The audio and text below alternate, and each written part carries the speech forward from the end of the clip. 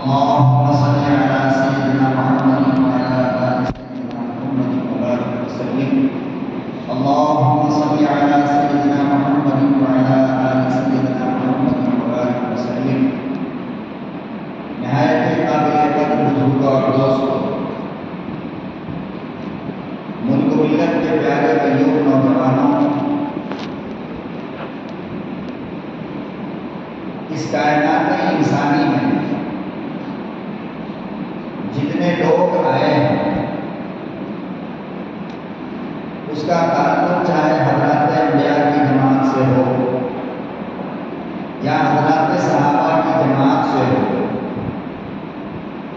یا کتب ابدال اور اولیاء کرام کی جماعت سے ہو یا عام انسان، جو اس دنیا میں آیا ہے اسے ایک نہ ایک دن جانا ہے. یہ جو آنے والی ہے جو چیز ہے اسے زندگی کہتے ہیں، اور یہاں سے جو جانے والی چیز ہے اسے موت کہتے ہیں. قرآن کریم میں اللہ پاک نے فرمایا کل نفس ذائقۃ الموت، کہ جاندار جتنی چیز ہے اسے ایک نہ ایک دن ختم ہونا ہے، وہ ہمیشہ کے لیے نہیں آتی. مثال کے طور پر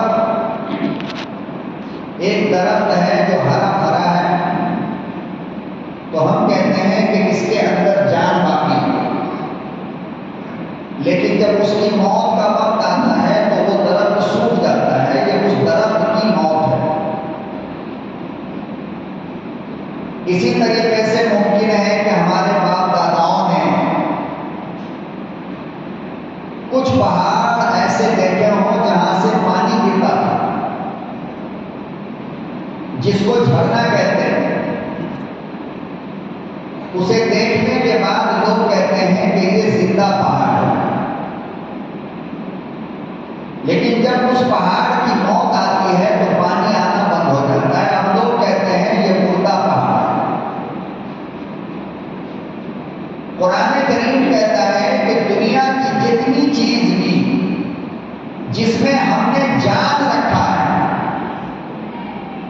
ان میں سے کوئی ایک چیز ایسی نہیں کہ جس کی جان کا ٹائم مقرر نہ ہو اور جس کو موت کا مزہ چکھنا ہو.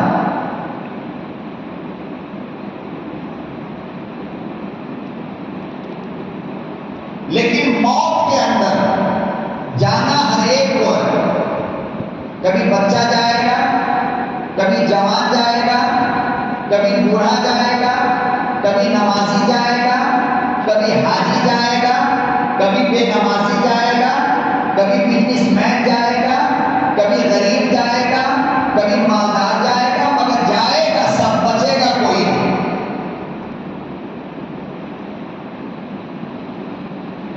جناب عائشہ صدیقہ ہماری اور آپ کی اور ساری امت کی اماں حضرت عائشہ صدیقہ رضی اللہ تعالیٰ عنہ کہتی ہیں کہ لوگوں، اللہ کی مخلوق میں سے اگر کسی مخلوق کی قسمت میں موت نہ ہوتی، اللہ مارنا نہیں چاہتا تو وہ میرا محبوب ہوتا. لیکن میرا محبوب بھی دنیا کے اندر رہا نہیں، اور ایک چھوٹی سی 63 سالہ 63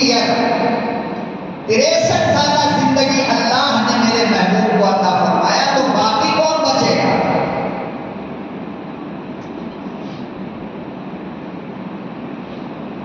تو یہ بات تو طے ہو گئی کہ بچنا کسی کو نہیں ہے.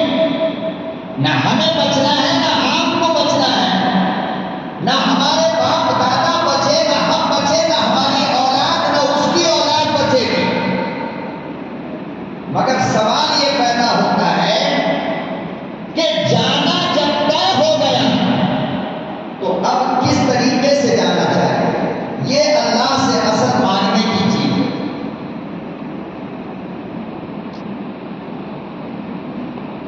آپ نے دیکھا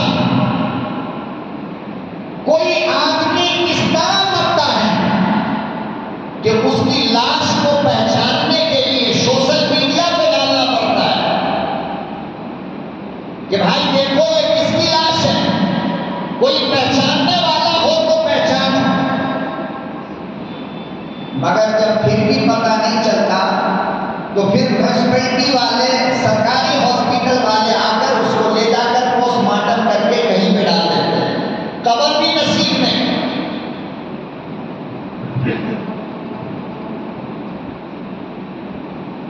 بہت ساروں کو آپ نے دیکھا کہ حالت نشے میں نالی کے اندر گرا پڑا ہوا ہے، ڈاکٹر آ کر کہتا ہے کہ مر چکا ہے۔ بہت ساروں کو آپ نے دیکھا کہ اچانک راستے پر گاڑی چلاتے ہوئے جا رہا تھا، ایک جھٹکے میں روح نکل گئی۔ اللہ کی قسم توبہ بھی نصیب نہیں، کلمہ تو چھوڑو۔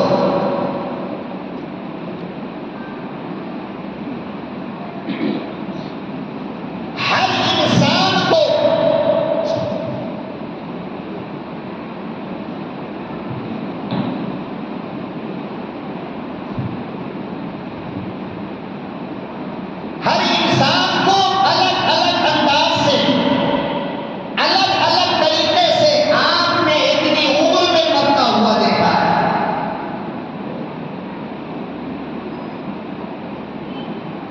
مرنے کی جتنی قسمیں ہیں، یاد رکھو ان میں سب سے بہترین موت اور سب سے بہترین انتقال اور سب سے اللہ کا پسندیدہ بندہ وہ ہے جس کو شہادت کی موت ملتی، اللہ کے راستے کی موت ملتی۔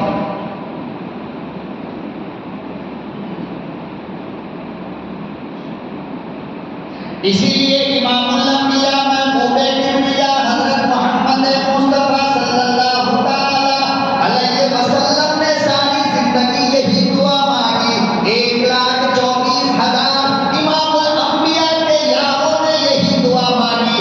ابو بکر نے مانگا، عمر نے مانگا، عثمان نے مانگا، داماد مصطفیٰ علی نے مانگا، حسن نے مانگا، حسین نے مانگا، امام الانبیاء کی بیویوں نے مانگی، ایک دعا مانگی، فرمایا میرے پروردگار اگر موت مقرر ہے، زندگی کا خاتمہ یقینی ہے، رہنا کسی کو نہیں، جانا سب کو ہے، فرمایا اللہم ارزقنا شہادتن فی سبیلک، میرے پروردگار بستر کی نہیں میدان کی موت عطا فرما۔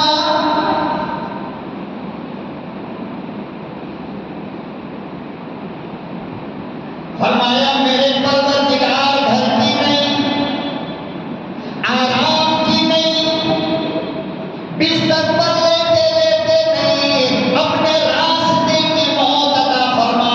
کفر کا مقابلہ ہو، سامنے تلوار ہو، میرے ہاتھ میں تلوار ہو، کسی کافر کی تلوار آئے، میری گردن اڑ جائے، قیامت کے میدان میں میرا سر الگ ہو، بدن الگ ہو۔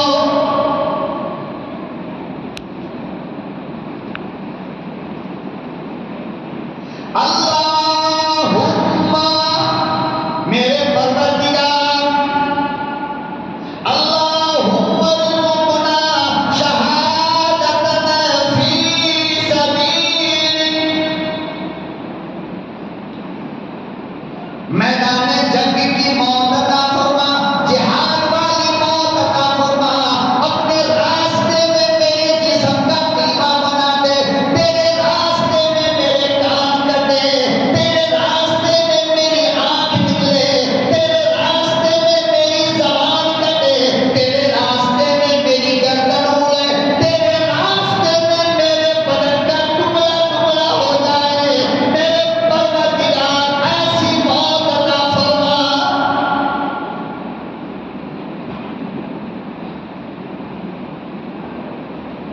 آپ بتاؤ نا، میرے نبی کے پاس جنت میں جانے کے لیے کون سی چیز رکاوٹ تھی؟ ابو بکر کو جنت میں جانے سے اگر ابو بکر بستر میں مر جاتا تو کون سی چیز ہے جو ابو بکر کو جنت میں نہ لے جاتی؟ کیا کمی تھی ابو بکر کے پاس؟ اگر عمر اپنے گھر میں مرتا تو کون چیز ہے جو عمر کو جنت تک نہ لے جاتی؟ داماد مصطفیٰ جس کو نبی نے اپنی دو بیٹی دی ہو، حضرت عثمان اگر اپنے گھر میں اپنے زوجہ کے پاس مرتے تو کون سی چیز تھی جو ان کو جنت میں جانے سے روکتے تھی؟ اگر حضرت علی اپنے گھر میں بستر پہ مرتے تو کون سی چیز ہے جو جنت میں جانے سے روک دیتی؟ ارے جنت کا ٹکٹ تو اللہ نے ان کو دے دیا نا۔ قرآن کہتا ہے رضی اللہ عنہ ورضوا عنہ، ابو بکر تو راضی ہو جا، میں تجھ سے راضی ہوں۔ اس کے باوجود موت مانگی تو کیسی مانگی؟ اللہ بستر کی موت نہیں دینا، گھر کی موت نہیں دینا، اپنے راستے کی موت دینا۔ کفر کا مقابلہ ہو، باطل سے ٹکر ہو، میں ان سے ماروں وہ مجھے مارے۔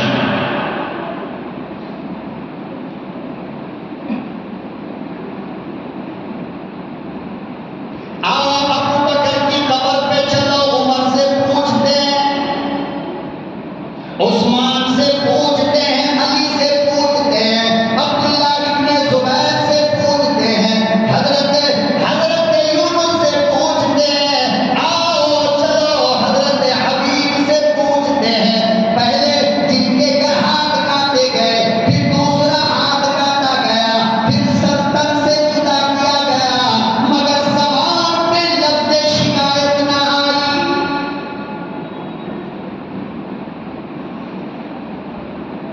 آؤ حضرت ابوبکر سے پوچھو شہادت کیوں مانگتے ہو، آؤ عمر سے پوچھو شہادت کیوں مانگتے ہو، آؤ عثمان سے پوچھے شہادت کی موت کیوں مانگتے ہو، آؤ حضرت علی سے پوچھے شہادت کی موت کیوں مانگتے ہو، آؤ حضرت حسن سے پوچھو شہادت کی موت کیوں مانگتے ہو۔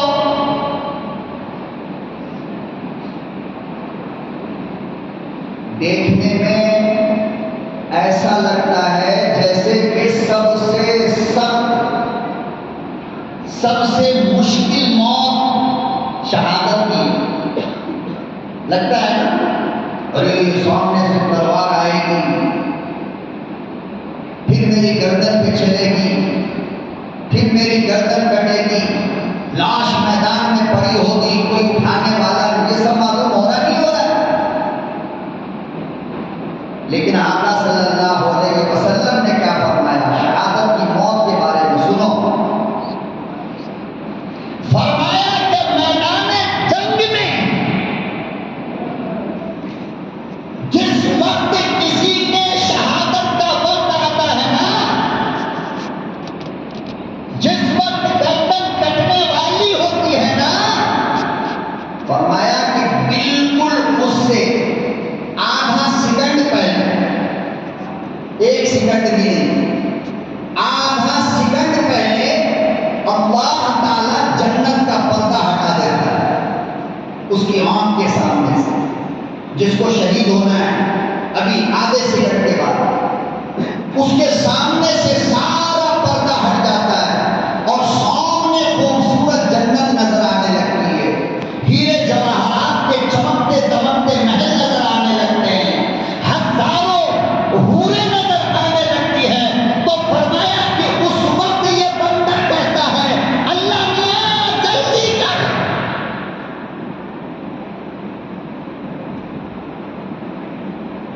دیر نہ کر، ذرا جلدی کر۔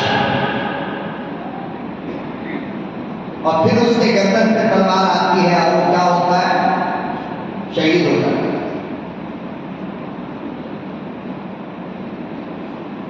آپ ذرا اندازہ لگاؤ،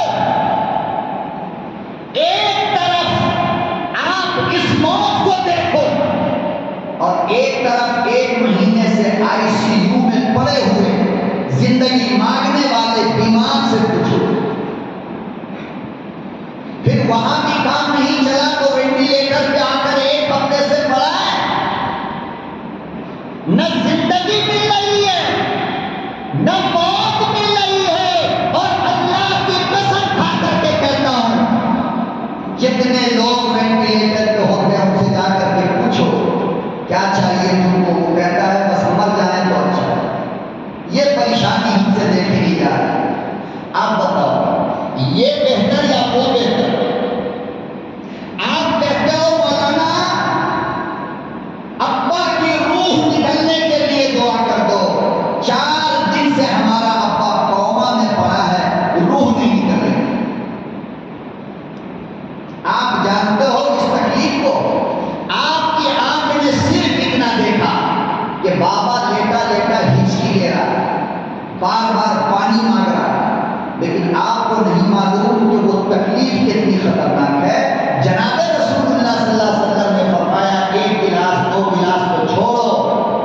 اس وقت تو اتنی پیاس لگتی ہے کہ دنیا کے ساتوں سمندر پلا دو مگر اس کا پیاس ختم نہیں ہوتا۔ بتاؤ یہ موت بہتر یا وہ موت بہتر ہے؟ کون سی موت بہتر ہے؟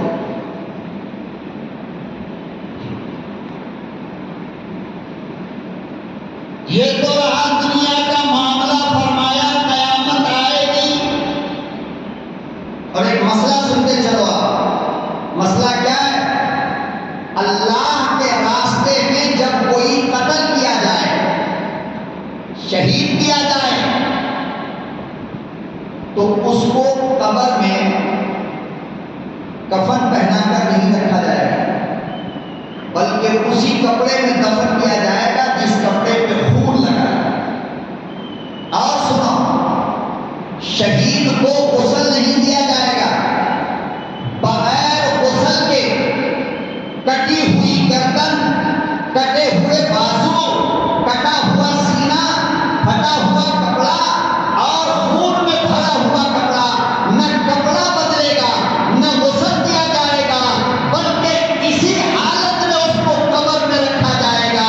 پھر قیامت کے دن فرمایا اللہ نے اسی حالت میں اٹھاؤں گا،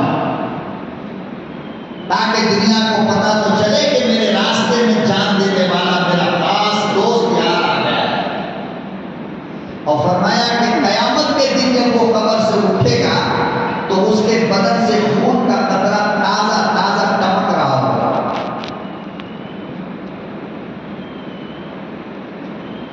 بتاؤ اگر مٹی اس کے کفن کو کھا جاتا، جسم کو اگر شہید کے جسم کو اگر مٹی کھا جائے گی تو بھلا قیامت کے دن خون کہاں سے ٹپکے گا؟ فرمایا کہ شہید کے کفن کو مٹی چھونے سے بھی ڈرتی ہے، اس کو جیسے لٹایا جاتا ہے قیامت تک ویسے ہی رہتا ہے، کچھ بھی نہیں۔ ہماری اور آپ کی قبر کو 10 دن کے بعد اگر کسی کی ہمت ہے کھول کر کے دیکھ لو کیا حالت بنی۔ 24 گھنٹے کے بعد تو آنکھ غائب ہو جاتی ہے قبر میں، آنکھ نہیں رہتی، کیڑے کھا جاتے ہیں۔ اور 40 دن کے بعد جسم کے کسی حصے پہ گوشت کا ایک ٹکڑا بھی نہیں ہوتا ہے، صرف ہڈی کا ڈھانچہ قبر میں پڑا ہوتا ہے اور اس کو بھی کیڑا چاٹتا رہتا ہے۔ یہ تو ہماری حالت ہے۔ اللہ سے کہو محرم کا مہینہ ہے، جمعے کا دن ہے، اللہ اس حالت سے ہم سب کی حفاظت کرنا۔ کون برداشت کر سکتا ہے؟ اندازہ تو لگاؤ نا۔ یہاں سب میں درد ہوا تو بی پی آئی، تیل ڈالتے ہیں، بخار لگا تو ڈاکٹر آیا، انجیکشن دیتے، ایک پھول مارا تو خاندان جمع ہو گیا، وہاں تو بادشاہ بھی اکیلا پڑا ہے۔ ساری دادا گیری یہاں کے لیے، وہاں کسی کی دادا گیری نہیں چلتی، کوئی نیٹ ورک نہیں کام کرتا وہاں پہ، سارا نیٹ ورک فیل ہے قبر میں۔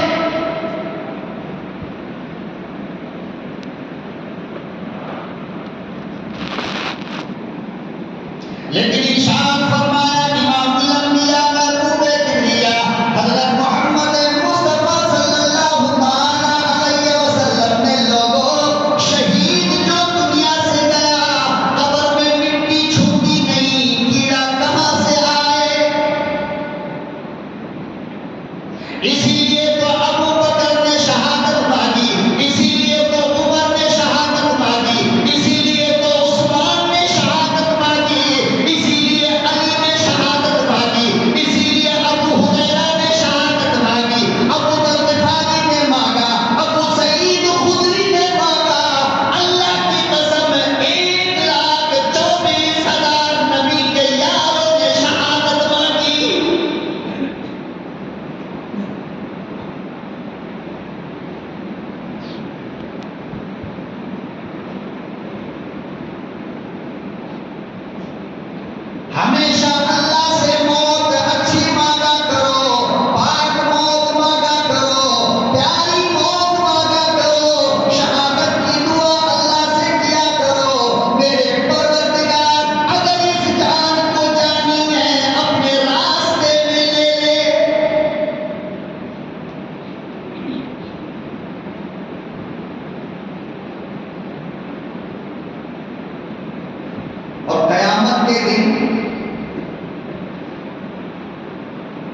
جنتی جنت میں گئے، دوزخی دوزخ میں گئے۔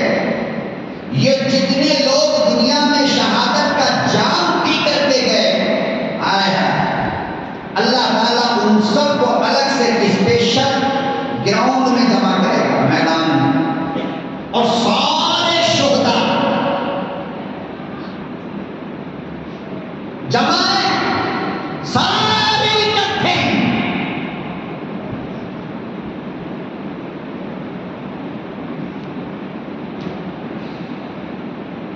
اللہ پاک شہداء سے کہیں گے آپ نے میرے لیے اپنی قیمتی جان دیا، میں آپ کا خدا ہوں، یہ آپ کی جنت ہے، اس کے علاوہ آپ کو کچھ چاہیے اور کچھ چاہیے؟ تمام کے تمام شہید ہونے والے کہتے ہیں اللہ میاں میری ایک تمنا پوری کر۔ کیا کہتے ہیں؟ میری ایک تمنا پوری کر دے۔ فرمایا وہ کیا؟ کہنے لگے میرے پروردگار ایک آرزو میری، ایک شوق میرا، ایک آخری تمنا میری، وہ پوری کر دے۔ فرمایا کیا مانگتے ہو مانگو۔ حضرات شہداء کہنے لگے ایک مرتبہ ایک لمحے کے لیے دنیا میں بھیج دے۔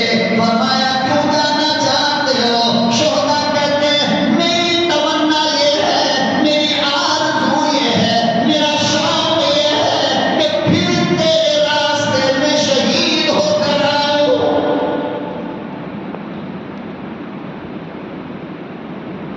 کیوں چاہتے ہو؟ حضرات شہداء کہتے ہیں اسی لیے چاہتا ہوں کہ میرے پروردگار تیرے راستے میں شہید ہونے میں جو مزہ آیا، قتل ہونے میں جو مزہ آیا، وہ مزہ تیری جنت میں نہیں۔ جنت کے محلوں میں وہ مزہ کوئی نہیں، جنت کی حوروں میں وہ مزہ کوئی نہیں۔ میرے پروردگار ایک مرتبہ زندگی دے دے، وہ مزہ پھر لے کر آؤں۔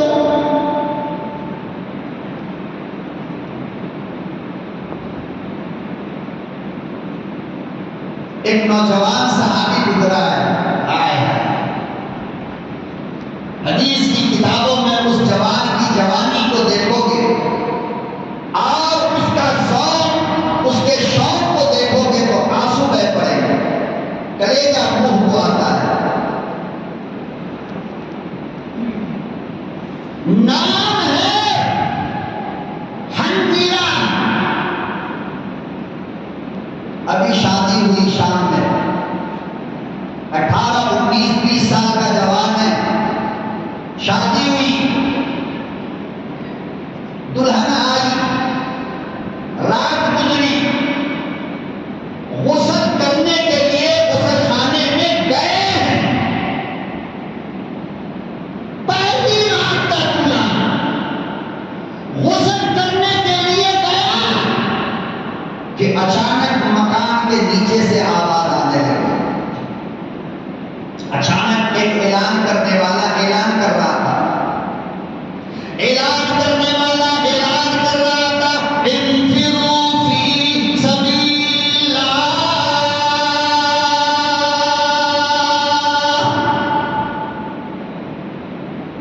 آؤ آؤ، کفر نے اسلام کو چیلنج کیا ہے، کفر نے اسلام کو للکارا ہے، آؤ لوگوں، آؤ جوانوں، آؤ اسلام کے لیے لڑو۔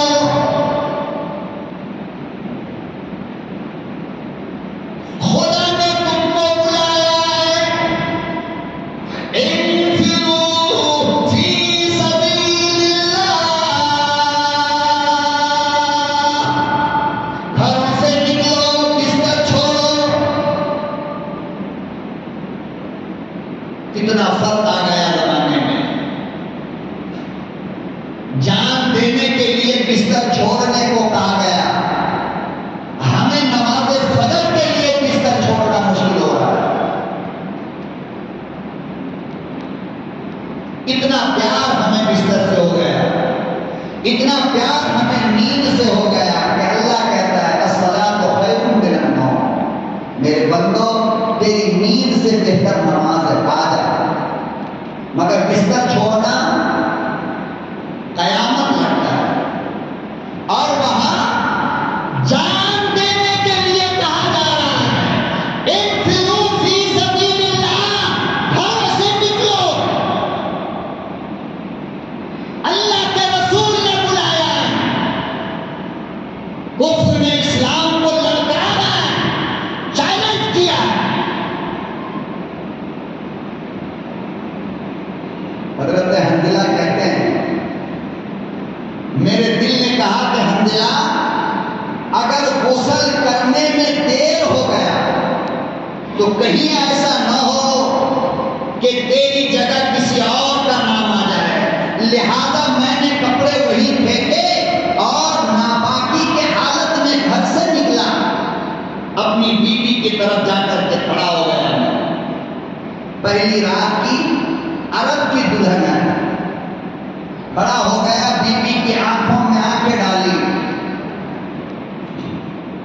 اللہ اکبر و کبیرہ، کتنی سمجھدار ہوا کرتی تھی بیوی، کہنے لگی، پہلی رات کی دلہن کہنے لگی حنظلہ میں سمجھ رہی ہوں تم کیا کہنا چاہتے ہو، لیکن تمہیں نہیں پتا میں نے ساری زندگی اپنے دوپٹے کا آنچل پھیلایا، اپنے رب سے مانگا کہ میرے پروردگار مجھے شہید شوہر عطا فرما۔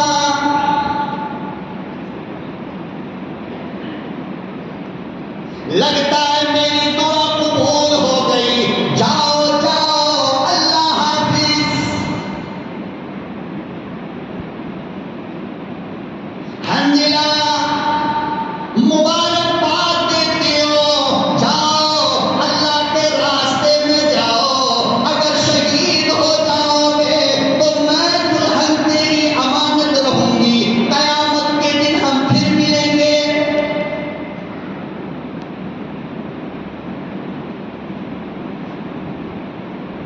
کیا دل تھا اللہ کی قسم، ان کے دل کی، ان کی ہمت کو آج کے زمانے کی عورتوں میں اگر بانٹا جائے، خدا کی قسم ساری دنیا کی عورت کو دے دو پھر بھی بچے گا۔ ارے ایک رات کا دلہا ہے نا، ایک رات کی دلہن ہے نا، کتنا بڑا دل چاہیے۔ ہماری بیوی ہوتی نا یوں پکڑ کے بیٹھ جاتی ہے، جی چھوڑو دروازہ بند کرو کوئی آ جائے گا، تمہیں کیا پڑی، تمہیں کیا ضرورت ہے، اور نہیں ہے کیا؟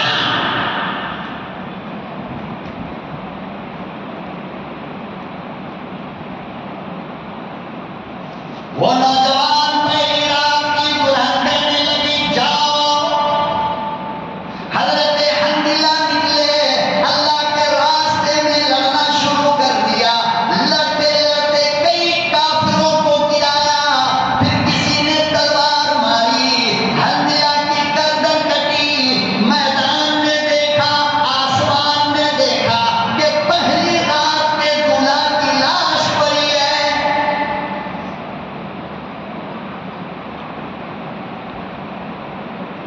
جنگ ختم ہوئی، اسلام کو جیت میسر ہوا، آقا صلی اللہ علیہ وسلم جب میدان کو چیک کر رہے تھے نا، چیک کرتے کرتے اچانک جو نظر پڑی تو دیکھا کہ حنظلہ، صحابہ سے پوچھا ارے اس کی تو کل شادی ہوئی تھی نا، کہا یا رسول اللہ ہاں شادی تو ہوئی تھی لیکن ذوق شہادت اسے کھینچ کر لایا۔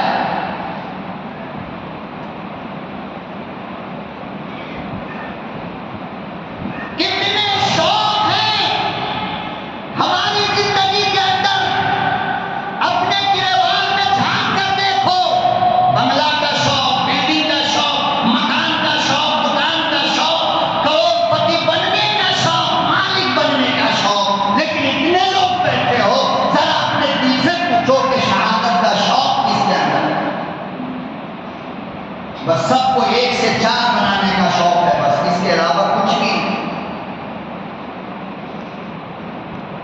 ایک کارخانہ سے 2 بنے، 2 سے 3 بنے، 3 سے 4 بنے، کرائے کے مکان میں رہتے تھے، اللہ نے چھوٹی سی جھوپڑی دلا دی تو اب بنگلہ بنے، سائیکل چلاتا تھا اب گاڑی ملی تو جہاز بنے،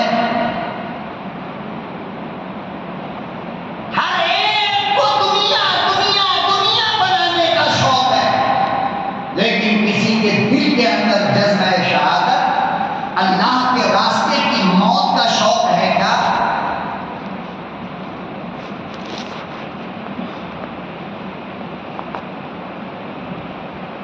اور ہم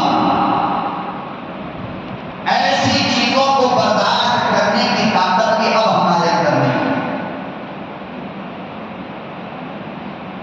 روڈ پر کسی کا ایکسیڈنٹ دیکھ لے، خون دیکھ لے تو چکر آنے لگتا ہے، اتنے طاقتور تو اب مسلمان بچے، سامنے کوئی قربانی کر دے تو خون نہیں دیکھ پاتے، ہارٹ بیٹ بڑھ جاتا ہے، تو ظاہر بات ہے کہ جب اتنی طاقت والا مسلمان ہوگا تو شہادت کو کیسے برداشت کر سکتا ہے؟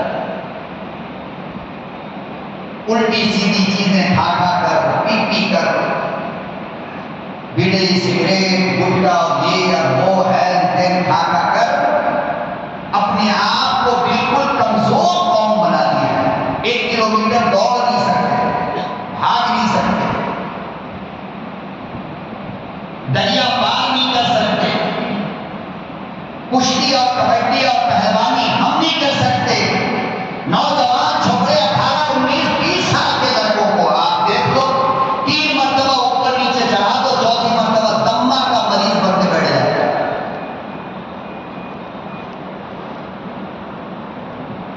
جبکہ حکما کہتے ہیں کہ جوانی اس کا نام ہے، جوانی اس کو کہتے ہیں جو لوہے کے پتھر کو، جو لوہے کے چنے کو دان سے توڑنے کی طاقت رکھتا ہو۔ آج تو گوشت کی ہڈی تم سے نہیں ٹوٹتی، صرف گندی خصلتوں کی وجہ کر، غلط سلط چیزوں کا نشہ کرنے کی وجہ کر آج ہماری قوم کمزور ہو، ہمت ٹوٹ گئی۔ نبی نے فرمایا کہ سونے سے پہلے دودھ پی کر سویا کرو، دودھ پی کر سویا کرو۔ جب آپ کو یہ حدیث سنائی جاتی ہے تو آپ کو مذاق لگتا ہے، تو دودھ پی کیا مطلب تم نہیں سمجھو گے، مطلب انہوں نے سمجھا جنہوں نے اس پر عمل کیا۔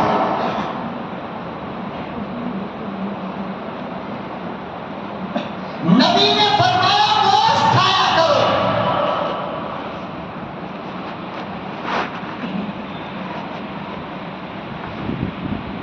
زیادہ سے زیادہ گوشت کا استعمال کیا کرو۔ فرمایا کیوں؟ فرمایا اس لیے کہ اللہ کو، غور سے سنو، اللہ کو طاقتور بندہ، طاقتور مسلمان کمزور مسلمان سے زیادہ پسند ہے۔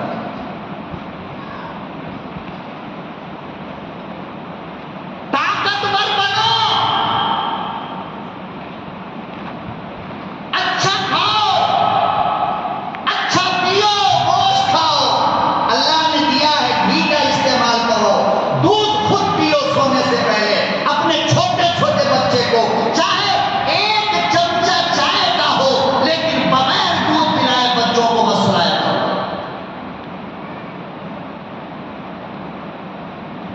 کرکرے کے پیسے دیتے ہو، افسوس ہے تمہارے اوپر،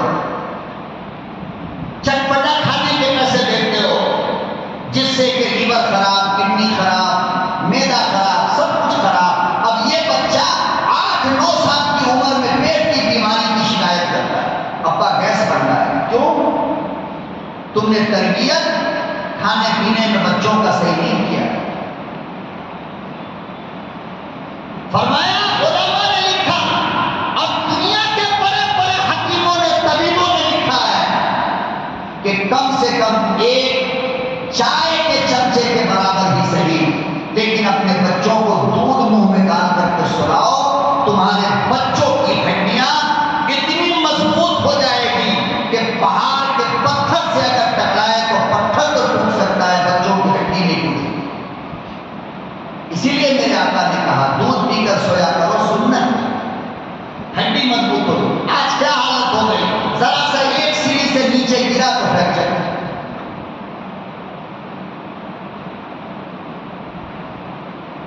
تو یہ کھائیں گے کیا؟ گٹکا،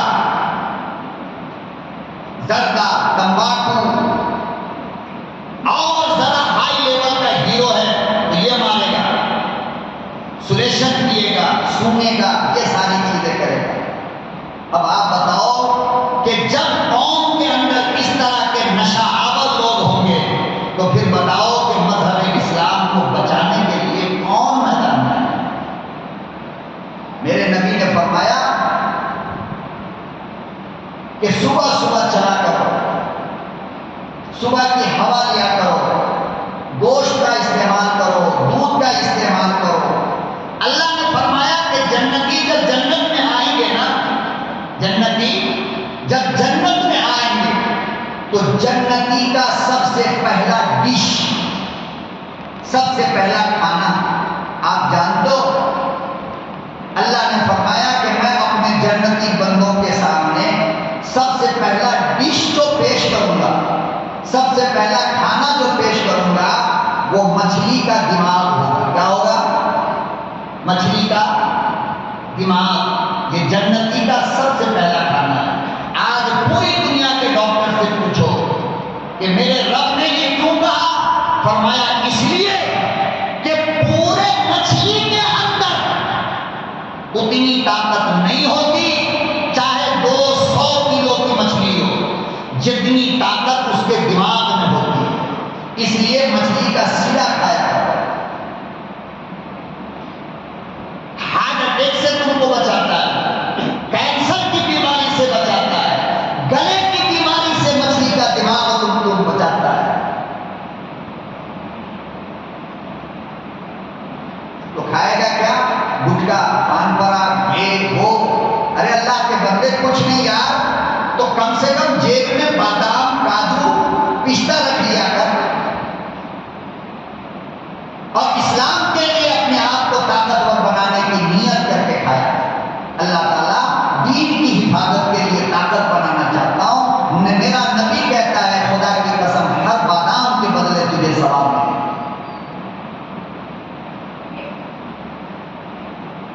چھوڑ دو ان گندی چیز، چھوڑ دو، خدا کا واسطہ نہیں، اپنے لیے نہیں۔ چلو اپنے لیے تم جینا نہیں چاہتے ہو، اس ممبر کی حفاظت کے لیے تو جیو، ورنہ اگر اس طرح کمزور ہو جاؤ گے اور کل تمہارا دشمن اس ممبر پہ حملہ کرے گا، بچانے کے لیے کون آئے گا؟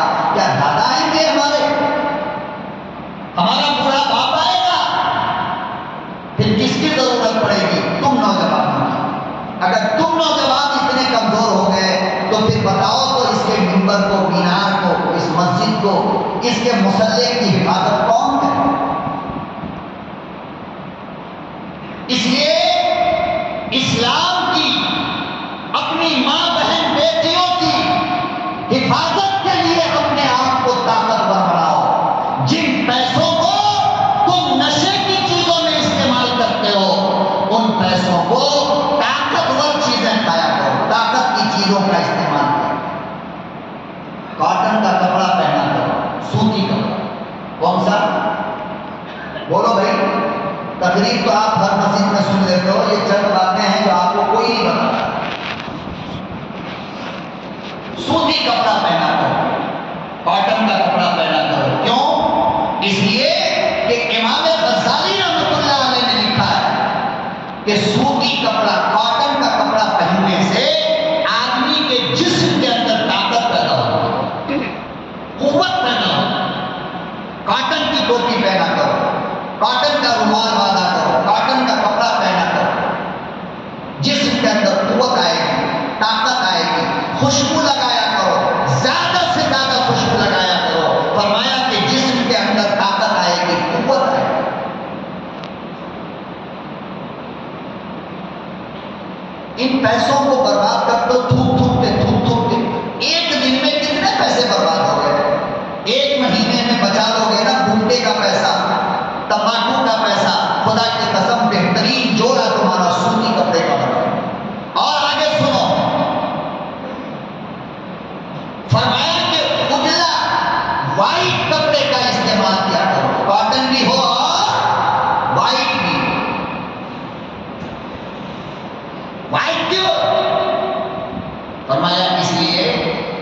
کہ جتنے رنگ کے کپڑے ہیں، جتنے رنگ کے کپڑے ہیں، ہر کپڑوں میں سب سے زیادہ اللہ کا ذکر سفید رنگ کا کپڑا کرتا ہے۔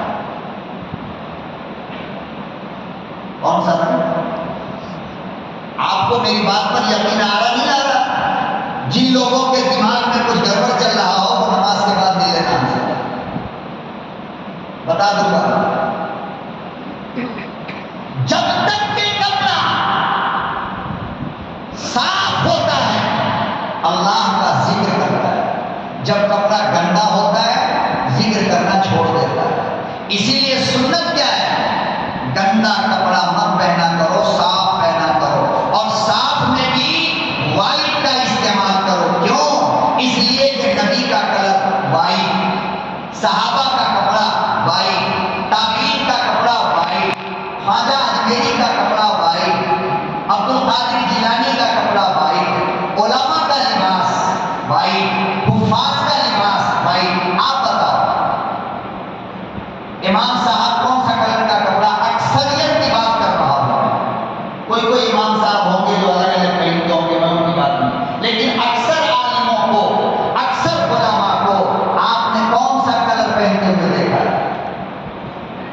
وائٹ نا، جبہ شرط وائٹ دیکھا ہے، اور اس بات کو بھی آپ مانتے ہو، دل سے مانتے ہو، چاہے اپنی زبان سے بولو یا نہ بولو، مگر دل سے یہ امت نبی کی آج بھی مانتی ہے کہ پوری دنیا کے مسلمانوں میں سب سے اچھی جماعت علماء کی جماعت ہے۔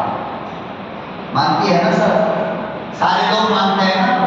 دیکھو ماننا الگ چیز ہے، عمل کرنا الگ چیز ہے۔ یہ الگ بات ہے کہ آپ اپنے امام کو گالی دو، لیکن مانتے تو ہو اس بات کو کہ ہم سے بہتر ہمارا امام ہے۔ اگر ہم سے بہتر نہ ہوتا تو ہم سے آگے نہ ہوتا۔ یہ الگ بات ہے کہ آپ باہر جا کر امام صاحب کی ایسی تیسی کرتے ہو، وہ تم جانو، تمہارا رب جانے۔ ایک نماز بھی نہیں ہوگی جس نے امام کے خلاف غلط مزاج بنایا، اس امام کے پیچھے اس آدمی کی نماز ہوتی ہی نہیں۔ تو آج پوری دنیا اس بات کو مانتی ہے کہ ہم میں سب سے بہتر جماعت آج بھی دنیا کے اندر علماء کی جماعت ہے، اور یہ اس لیے تم کو ماننا پڑے گا۔ یاد رکھو کہ جس دن یہ علماء ختم ہو گئے تم کلمے کے لیے ترس جاؤ گے، کلمہ نہیں ملے گا۔ کلمہ ملا ہے علماء کے راستے سے۔ کس کے راستے سے؟ بولو، کلمہ کس کے ذریعے ملا؟ آکسفورڈ یونیورسٹی انگلینڈ اور لندن کے اندر کلمہ نہیں یاد کرایا جاتا۔ کلمہ ہم تمہارے بچوں کو وہی تھوڑا سا جو ٹائم دیتے ہو نا، عصر سے مغرب تک کا مکتب کے نام پر، اس وقت ہم تمہارے بچوں کو کلمے کی امانت سکھاتے ہیں۔ تمہارے اسکولوں میں کلمہ نہیں بتایا جاتا، تمہارے کالجوں میں کلمہ نہیں بتایا جاتا، تمہارے اسکول کالج میں ارے 3 سانس میں پانی پینے کی سنت نہیں بتائی جاتی۔ ہاں ہم بیکار مولویوں نے تمہارے بچوں کو سنت کا لباس پہنایا ہے۔ ہم بیکار مولویوں نے تمہارے بچوں کو کلمہ سکھایا ہے۔ ہم بیکار مولویوں نے تمہارے بچوں کو قرآن سکھایا ہے۔ یہ الگ بات ہے، تم میرا احسان مانو یا نہ مانو، اللہ کو اس کا بدلہ دے۔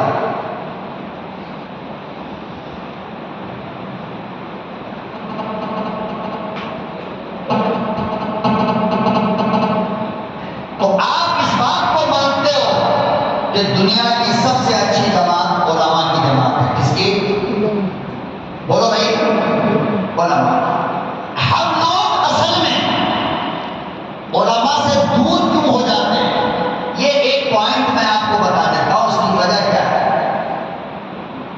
اس کی وجہ یہ ہے کہ ہم لوگ اپنے امام کو، اپنے علماء کو انسان نہیں سمجھتے، بلکہ کیا سمجھتے ہیں؟ فرشتہ. کیا سمجھتے ہیں؟ مولانا انسان نہیں ہوتا، امام انسان نہیں ہوتا، مفتی انسان نہیں ہوتا، قاضی انسان نہیں ہوتا، بلکہ فرشتہ ہونی چاہیے. کیا ہونی چاہیے علماء؟ عالم فرشتہ ہونی چاہیے. جب ہم یہ سمجھ لیتے ہیں کہ عالم فرشتہ ہوتا ہے، انسان نہیں ہوتا، پھر اگر کوئی چھوٹی سی غلطی عالم سے ہو جائے، امام سے ہو جائے، بس ہمارے دل کے اندر نفرت آ جائے. یہی وجہ ہے نا؟ ارے بولو یہی وجہ ہے. تم 1000 جھوٹ بولو کوئی بات نہیں، امام صاحب نے ایک جھوٹ کیا بول دیا، مسجد سے نکالو. کیا کرو؟ مسجد سے نکالو. آپ ہزاروں روپیہ رشوت لیں، سیٹلمنٹ کرا کر پیسہ کھائیں، کوئی بات نہیں. مدرسے کا مولانا اگر 2 روپیہ آگے پیچھے کر دیا، پورا حساب میں 2 روپیہ آگے پیچھے ہو گیا، مولانا کو مدرسے سے نکالو. کیوں گڑبڑ کیا؟ اس لیے کہ مولانا تو فرشتہ تھا نا، تو ان سے غلطی نہیں ہونی چاہیے. ہم لوگ انسان ہیں تو ہم جو چاہیں کریں، ہم سے پوچھنے والا کوئی نہیں. امام صاحب فرشتہ ہے، 2 منٹ لیٹ اگر مصلی پر آ گیا، 5 وقت کی نماز ٹائم سے پڑھا رہا ہے نا، ایک نماز میں 2 منٹ اگر لیٹ آ گیا، پوری پبلک پیچھے گھوم کر کے دیکھے گی. نماز کے بعد صدر صاحب، سیکریٹری صاحب اور خزانچی صاحب، ممبر صاحب، سارے لوگ پوچھیں گے کیا امام صاحب آج 2 منٹ لیٹ آئے؟ کیوں پوچھا؟ اس لیے کہ امام صاحب کو آپ فرشتہ سمجھتے ہو. امام صاحب کو غسل کی ضرورت نہیں ہے، امام صاحب کا پیٹ خراب نہیں ہوتا، امام صاحب کو گیس پرابلم نہیں ہوتا، امام صاحب کی طبیعت خراب نہیں ہوتی. وہ بیچارہ پانی پینے کے لیے بیٹھا، 2 منٹ لیٹ ہو گیا تو مسجد سے نکالا گیا. کیوں؟ اس لیے کہ آپ سمجھتے ہو امام صاحب فرشتہ ہوتا ہے. غسل کرنے کی ضرورت پیش آ گئی، تھوڑا لیٹ آپ خدا غسل کرنے کے لیے گیا، بیچارہ 5 منٹ لیٹ ہو گیا تو قیامت آ گئی. آپ یہ سمجھتے ہو کہ امام صاحب کو غسل کی ضرورت نہیں ہونی چاہیے کیونکہ فرشتہ ہے.